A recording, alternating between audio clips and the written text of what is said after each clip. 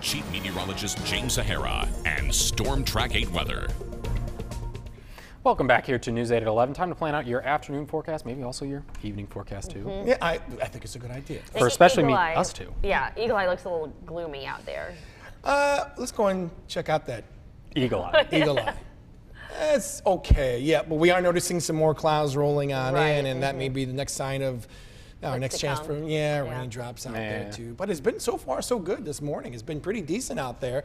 We've improved nicely from the showers and thunderstorms that we had overnight, all tallied up to about a tenth, quarter, some even areas as high as a half an inch of rainfall. But now those clouds have moved off. That's why we've been seeing some pretty decent skies. But you can see just to our south and west, already some more clouds kind of moving on in. That next little disturbance getting ready to roll on through our afternoon and evening, as John just mentioned. And with it, maybe a few raindrops to go with it as well. Now, what's causing most of this, we got an upper air disturbance to our west, but also we still have that same boundary to our east, the same boundary that produced some of the showers and thunderstorms around here. And we expect to see pretty much the wave to be riding along that wave, that frontal boundary from southwest and northeast, aligned to keep that chance for another shower or two in the forecast later on in the day. Already we're seeing just some spots out there in areas around southeastern Iowa. The area is still fairly dry out there. So it looks like any form of saturation will have to take place during the afternoon before we actually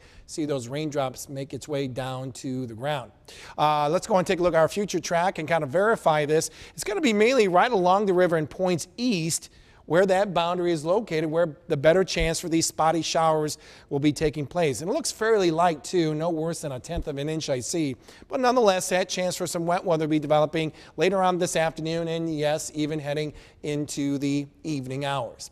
Right now, we're looking at some pretty decent temperatures. As we've dried the air out so nicely, temperatures have been able to bump a little bit, like as warm as 61 degrees in Sterling, Muscatine, already at 62 degrees in the Quad Cities.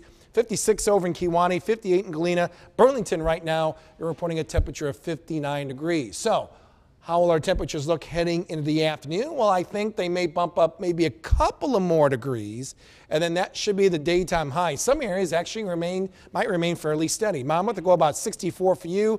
Genesee around 62, but around Kewaunee, Aledo, even around Burlington, we're looking at around 60 for the daytime high. Savannah, I think you'll be matching that same temperature as well. Numbers will be pretty much holding steady around Galena, Maquoketa, Muscatine. I think you got a couple of more degrees in you. Go about 63 degrees. Sterling, you'll be matching that same temperature as well. And in the Quad City metro area, we'll go one more degree, and that should be the daytime high. 63 degrees, not too bad. The winds are fairly light, and they'll continue to be so as we go throughout the remainder of the afternoon. But there'll be that possibility of a shower later on, and that may be a sure sign of even more wet weather as we go through the rest of the week. This is 8 o'clock this evening. That boundary that I showed you is going to be positioned around here like so. Okay, that's what the boundary is going to be like. So as we go through the overnight hours into tomorrow morning, look at that. All the activity will be right along that same boundary. Now, as we go through the next several days around here, this same boundary is not going to be leaving the area too quickly. In fact, we anticipate this boundary to kind of flatten out pretty much from west to east. And like we said, all the activity has been along the same boundary. Well, watch what happens. We'll expect the activity to begin to pop up once again. More spotty later on Tuesday. Not a total washout on Tuesday, but later on Tuesday, we'll begin to see some spotty activity take place, and then it begins to grow once again out to the west. The largest wave comes in from the west. That'll be coming in sometime on Wednesday, and slowly inches way eastward, grabbing some Gulf moisture and adding more to that rainfall. We'll expect this activity to really pick up by Wednesday night going into Thursday morning. It'll be off and on throughout most of that day before it begins to taper off as we get into Friday. But during that period, that's where those daytime highs begin to really get colder and colder. In fact, the coldest is still expected as we get to about Friday. Partly sunny skies, late afternoon shower can't be ruled out. About 63 we'll say for the daytime high. After some evening scattered showers, we'll give way to mostly cloudy skies and a low expected around 38 degrees. Now stretching out to that 8-day outlook, look what comes in. There's going to be a chance of wet weather each and every day through the rest of the work week. More common later Wednesday going into Thursday, and then it begins to taper off on Friday.